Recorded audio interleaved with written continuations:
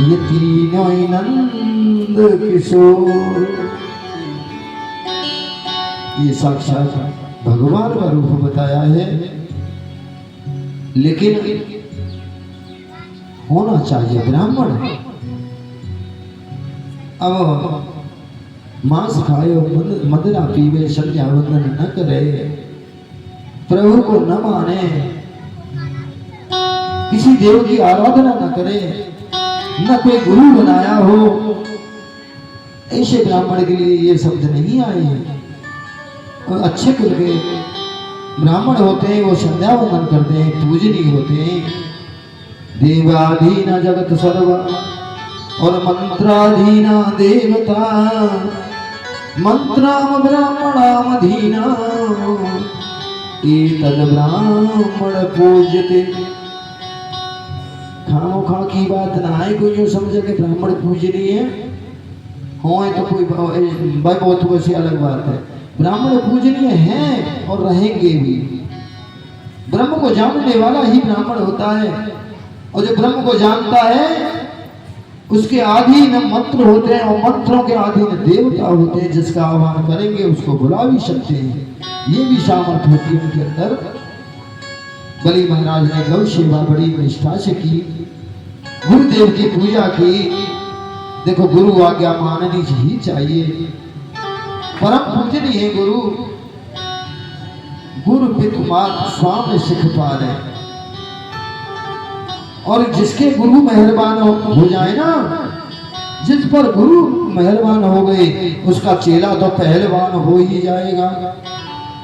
इसलिए आया है गुरु ब्रह्मा गुरु विष्णु गुरुर्देव महेश्वरा, गुरु साक्षात परम ब्रह्मा तस्मै श्री गुरुवे नमः।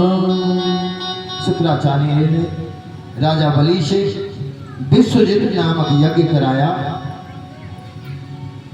विश्वजित जो विश्व को जीत ले, ऐसा यज्ञ कराया।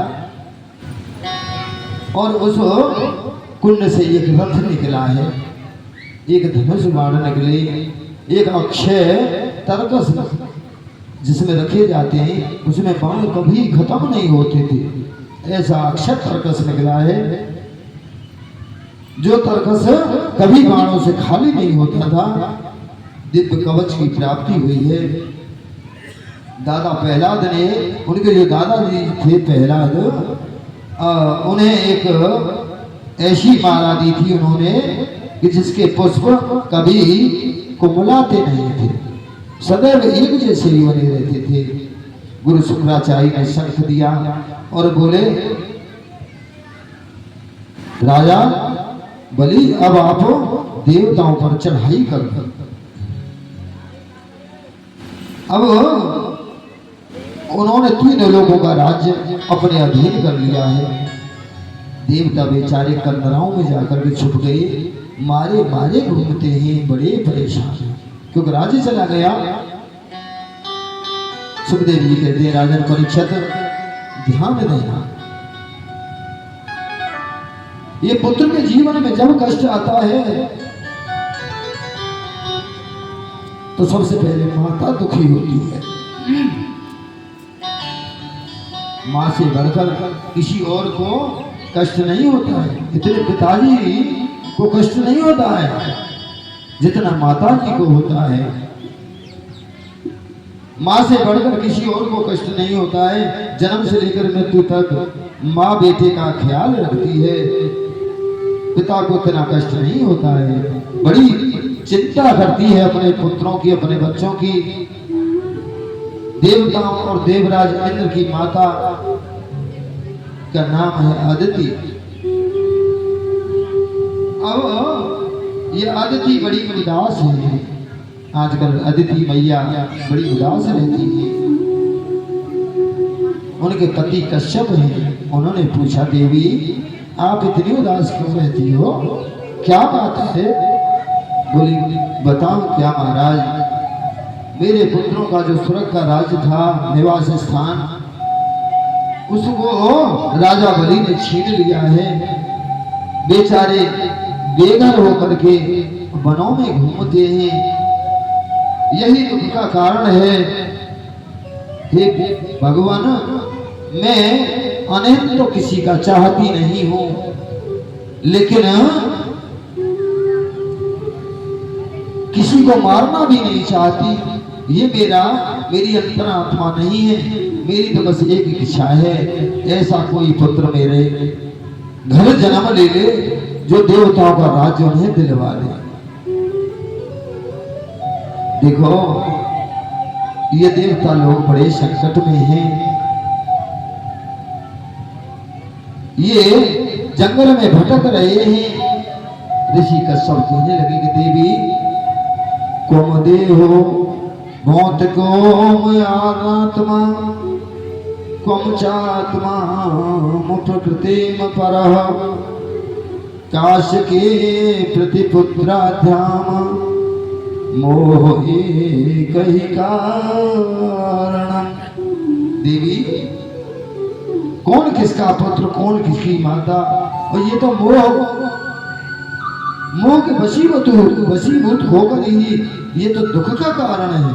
तुम जिसे मांग रही हो, मोह सकल व्याधीन कर मूला, मोह सकल व्याधीन कर मूला, मोह सकल व्याधीन कर मूला।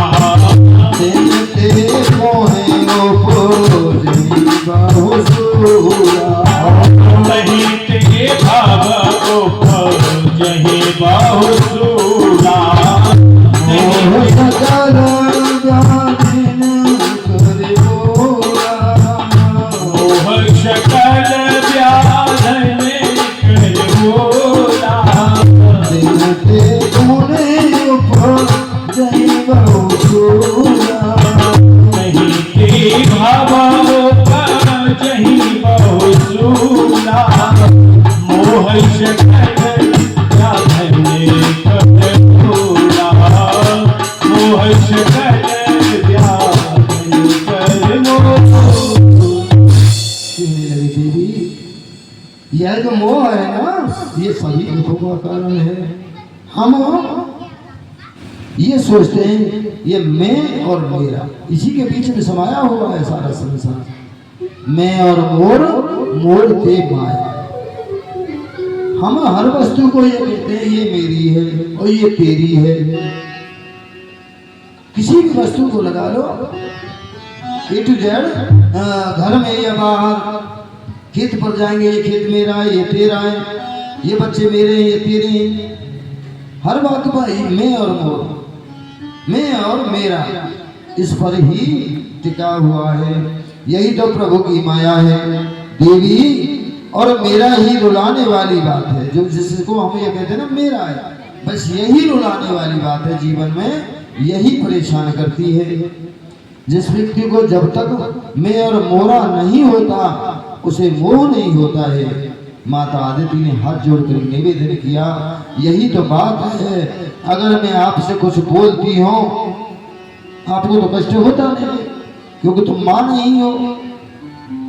कश्यप ऋषि बोले, आप क्या कहती हैं, क्या चाहती हैं? बोली, मैंने बताया ना, कोई बुद्धिमान पुत्र हो जाए जो देवताओं को उनका राज्य दिला दे, यही तो मेरी कामना है, यही मैं मांग कर रही हूँ। कश्यप ऋषि कहने लगे, देवी मैं आपको एक व्रत बताता हूँ, जो फागुन मास में शुक्ल पक्ष से प्रतिपदा से फागुन के महीने में जो उजाड़ पाक आता है शुक्ल पक्ष, उसकी प्रतिपदा पड़वा से शुरू होता है। और भगवान की पूजा करो, उस व्रत को करना शुरू कर दो। ब्रह्मचर्य का पालन करना है, जमीन पर सोना है और फलाहार लेना है।